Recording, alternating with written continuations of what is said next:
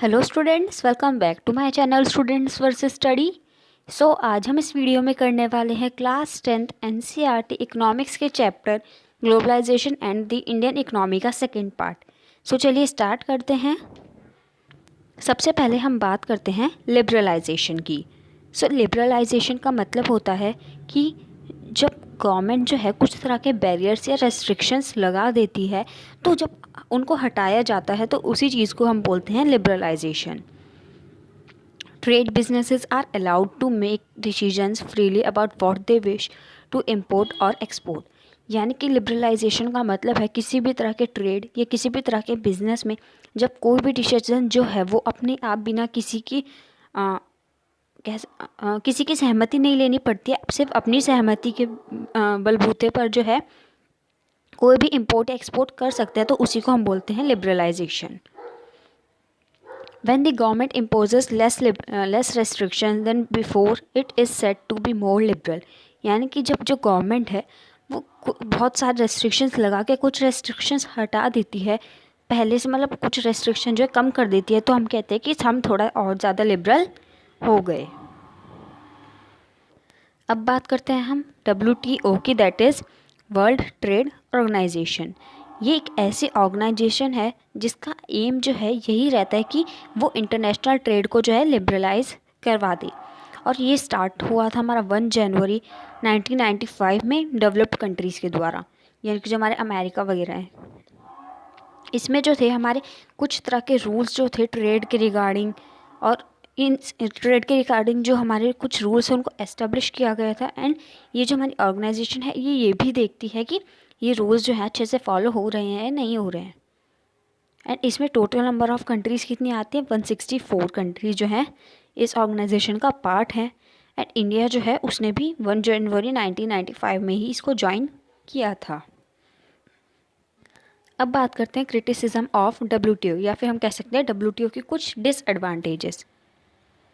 WTO is committed to allow free trade among its member countries. However, its functioning has been criticized। यानी कि जो WTO है वो ज़्यादातर जो उसका फ्री ट्रेड वाला सिस्टम है ये सिर्फ अपनी जो मेंबर कंट्रीज़ है इस ऑर्गेनाइजेशन की उनको ही अलाउ करती है। जो ये फ्री ट्रेड का जो फ़ायदा है वो डेवलप्ड कंट्रीज ज़्यादा उठा रही है in comparison of developing countries. Failure to reduce tariffs on agriculture. अभी हमने देखा कि WTO के कुछ डिसएडवांटेजेस भी है क्योंकि वो डेवलपिंग कंट्रीज़ को जो है कम बेनिफिट्स प्रोवाइड कर रही है in comparison of developed countries. Impact of globally in India. It has been 20 years since the globalisation in India has progress. यानी कि 20 साल या 20 साल से ज़्यादा हो गए हैं कि ग्लोबलाइजेशन जो है इंडिया में काफ़ी ज़्यादा प्रोग्रेस किया हुआ है। Globalisation and competition among producers local and foreign has been advantages for consumers.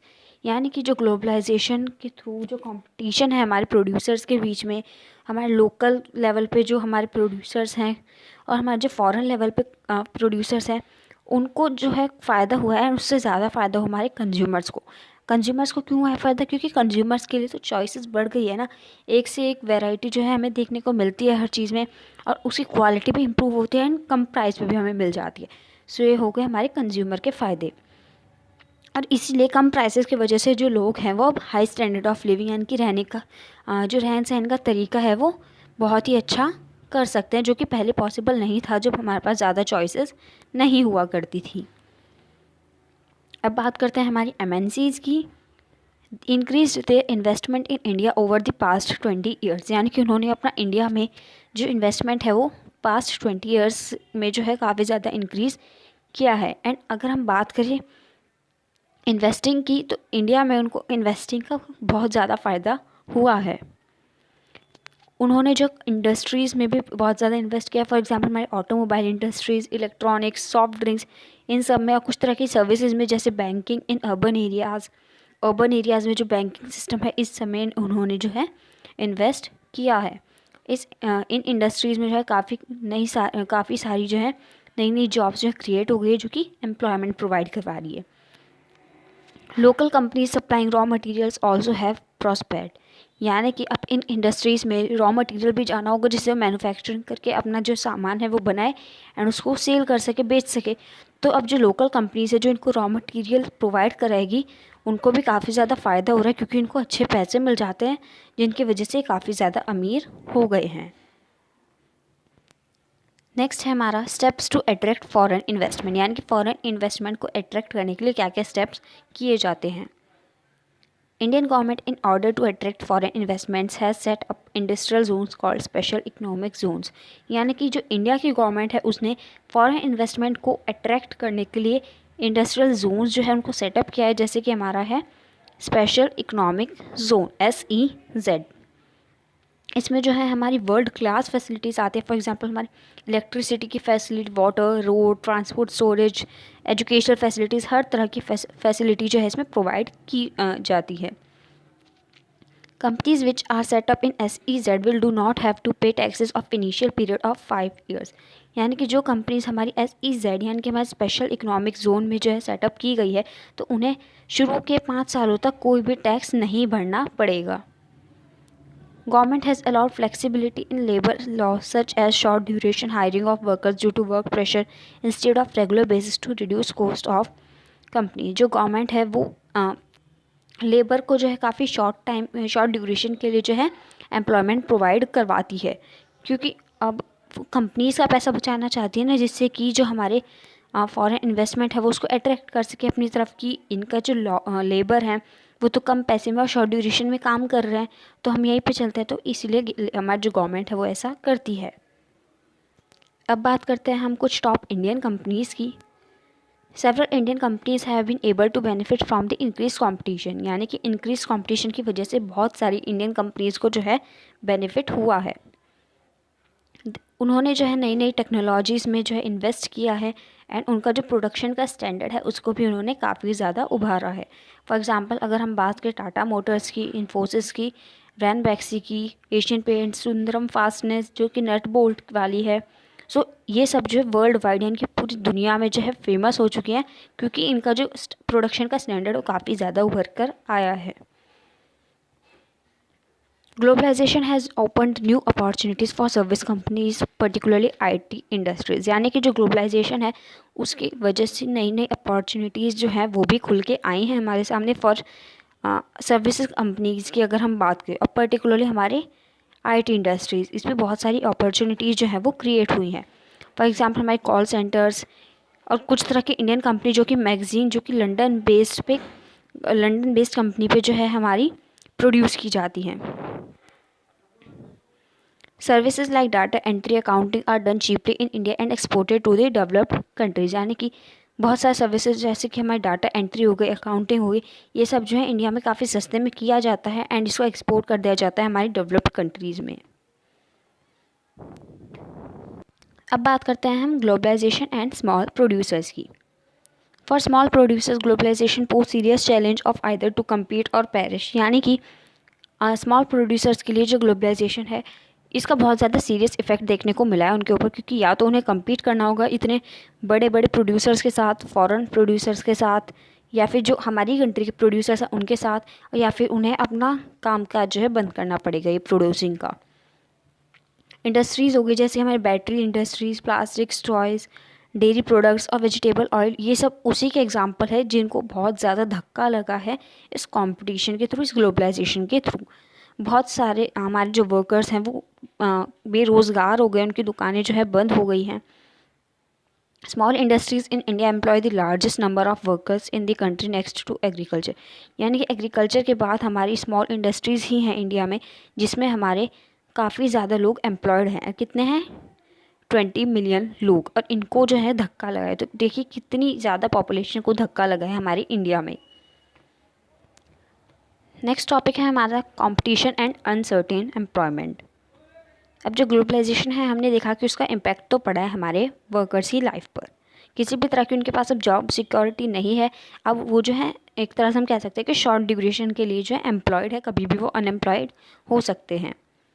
Large MNCs in the garment industry in Europe order their products from Indian exporters, यानी कि गारमेंट इंडस्ट्री की बात करें अगर हम यूरोप में, तो वहाँ की जो बड़ी बड़ी MNCs होती हैं वो इंडियन एक्सपोर्टर से जो है अपना प्रोडक्ट ऑर्डर करती हैं, मतलब हमारे यहाँ से ही जाता है उनके गारमेंट इंडस्ट्री के लिए कोई भी तरह का product. These MNCs look for cheapest goods to maximum their profit। ये जो है काफ़ी ज़्यादा सस्ते माल की तरफ जो है भागती हैं, सस्ते चीज़ों की तरफ ये भागती हैं जिससे कि इनको जो है प्रॉफिट हो, इनका जो प्रॉफिट है वो काफ़ी ज़्यादा इंक्रीज होता रहे। Example to get bulk order Indian government exporters try hard to cut the cost. यानी कि जो हमारे इंडिया के वर्कर्स हैं जिससे कि उन्हें ऑर्डर जो है काफ़ी ज़्यादा मिले, तो इसलिए वो हम कहते हैं ना डिस्काउंट, तो इसीलिए वो कॉस्ट भी जो है कम कर देते हैं जिससे कि उनके पास ज़्यादा ऑर्डर आए। एंड उनको लग रहा है कि इसमें फ़ायदा, बट इसमें फ़ायदा नहीं है, इसमें नुकसान है। जो हमारे वर्कर्स हैं वो सिर्फ लेबर कॉस्ट को ही, यानी कि जो लेबर कॉस्ट है सिर्फ उसको ही कट कर सकते हैं, क्योंकि जितने का उन्हें पड़ा उतना तो वो लेंगे ही ना, जितने का उससे ज़्यादा नहीं लेंगे तो उससे कम भी तो नहीं ले सकते ना। Hire labour on temporary basis to avoid giving them wages for full year. हमारे ग्लोबलाइजेशन की वजह से हम ये देखा गया है कि जो हमारे लेबर्स हैं उनको टेम्प्ररीली जो है उनको हायर किया जाता है जिससे कि उन्हें पूरे साल के वेजेस, पूरे साल की दिहाड़ी ना देनी पड़े। Workers are made to work long hours than usual such as night shifts on regular basis during the peak season. जब बहुत ज़्यादा काम होता है तो वर्कर जो है उनको काफ़ी घंटों तक काम करना पड़ता है, कभी कभी तो उनको जो है रात में भी काम करना पड़ता है रेगुलर बेसिस पे, जब बहुत ज़्यादा ऑर्डर्स आ रहे होते, बहुत ज़्यादा जो चीज़ें हैं उनको प्रोड्यूस करना पड़ता है।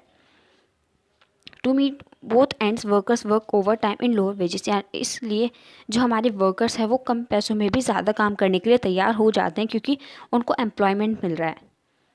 The condition of organise sector has started resembling to that of unorganise sector due to hardships faced by workers in industries and service sector. यानी कि जो ऑर्गेनाइज सेक्टर की अब हालत है उसको हम अनऑर्गेनाइज सेक्टर से जो है कंपेयर कर सकते हैं, क्योंकि हमारे ऑर्गेनाइज सेक्टर में काम करने वाले जितने भी वर्कर्स हैं, इंडस्ट्रीज़ में, सर्विस सेक्टर में काम करने वाले जितने भी वर्कर्स हैं, उनको भी है जो उनको भी बहुत है ही हार्डशिप जो है फेस करनी पड़ रही है, बहुत ही ज़्यादा मुश्किलें फेस करनी पड़ रही है। सो कहा जा रहा है कि ऑर्गेनाइज सेक्टर जो है हमारा अब अनऑर्गेनाइज सेक्टर के इक्वल होते जा रहा है। नेक्स्ट टॉपिक है हमारा the struggle for a fair globalisation.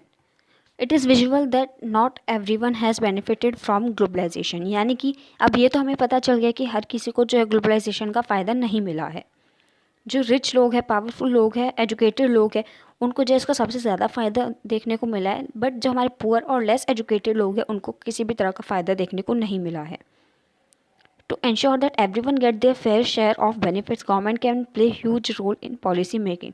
यानी कि इस बात की श्योरिटी लेने के लिए कि हर किसी को जो है हर चीज़ के बेनिफिट मिल रहा है, तो गवर्नमेंट जो है बहुत तरह के काम कर सकती है, जैसे कि पॉलिसी मेकिंग। अब बात करते हैं उन स्टेप्स की जो कि गवर्नमेंट जो है ले सकती है ये पता लगाने के लिए कि हर किसी को हर चीज़ का बेनिफिट मिल रहा है या नहीं मिल रहा है। It can ensure the labour laws are properly implemented and workers get their right. यानी कि जो हमारी गवर्नमेंट है ये देख सकती है कि जो लेबर लॉज है उनको अच्छे से इम्प्लीमेंट किया जा रहा है, नहीं किया जा रहा है, या फिर जो हमारे वर्कर्स हैं उनको उनके काम के जो है सही पैसे मिल रहे हैं या नहीं मिल रहे हैं, उनको उनका अधिकार मिल रहा है या नहीं मिल रहा है। It can support producers initially to expand their business till they get in competing stage. यानी कि जो हमारी गवर्नमेंट है, जो हमारे अभी जो लोग हमारे जो वर्कर्स हैं अभी अपनी कोई भी बिजनेस जो सेटअप कर रहे हैं तो उनकी हेल्प कर सकते हैं हमारी गवर्नमेंट जब तक वो कम्पीटिंग स्टेज में नहीं पहुंच जाते। जो ट्रेड और इन्वेस्टमेंट बैरियर्स हैं उनको यूज़ किया जाता है कोई भी चेक या बैलेंस बनाने के लिए। It can negotiate at WTO for fairer rules. Government can collaborate with other developing countries tackle dominated of developed countries in WTO। यानी कि अब जो WTO है वो भी तो ये काम कर रही थी ना कि सबको जो है बेनिफिट मिलना चाहिए, तो सबको कहाँ मिल रहा है, इसमें नहीं मिल रहा ना। तो इसीलिए जो हमारी गवर्नमेंट है वो बाकी डेवलपिंग कंट्रीज़ के साथ मिलके जो है इस पे काम कर सकती है कि जो डेवलप्ड कंट्रीज़ हैं उनको ज़्यादा फ़ायदा मिल रहा है ग्लोबलाइजेशन का इन कंपेरिजन ऑफ हमारी developing countries.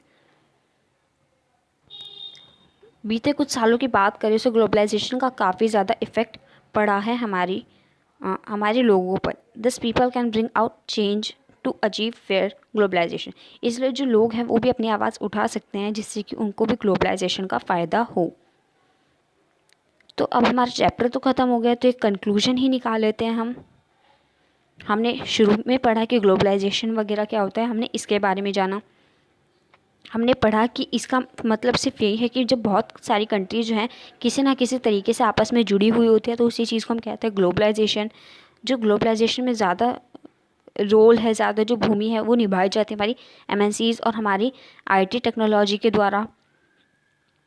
Liberalisation of trade and investment facilities globalisation, यानी कि ट्रेड और इन्वेस्टमेंट में लिबरलाइजेशन करना जो है ग्लोबलाइजेशन को और ज़्यादा इंक्रीज़ करता है और ज़्यादा उसको फैसिलिटेट करता है।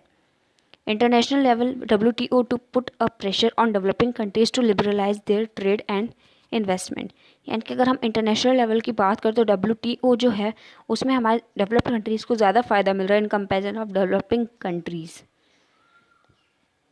Globalization has benefited consumers and producers, but small producers and workers have suffered loss। यानी कि जो हमारा ग्लोबलाइजेशन है उससे काफ़ी ज़्यादा कंज्यूमर्स एंड प्रोड्यूसर्स को फ़ायदा हुआ है, बट जो हमारे स्मॉल प्रोड्यूसर्स और वर्कर्स हैं उनको काफ़ी ज़्यादा सफ़र करना पड़ रहा है। सो इसलिए हमारा फेयर ग्लोबलाइजेशन जो है काफ़ी ज़्यादा ज़रूरतमंद है, जिससे कि हर किसी को जो है हर चीज़ का फ़ायदा मिले, हर किसी के लिए हर तरह की अपॉर्चुनिटी जो है उसके लिए बने। सो आई होप कि आपको ये सारे कॉन्सेप्ट्स क्लियर हो गए होंगे। Thanks for watching.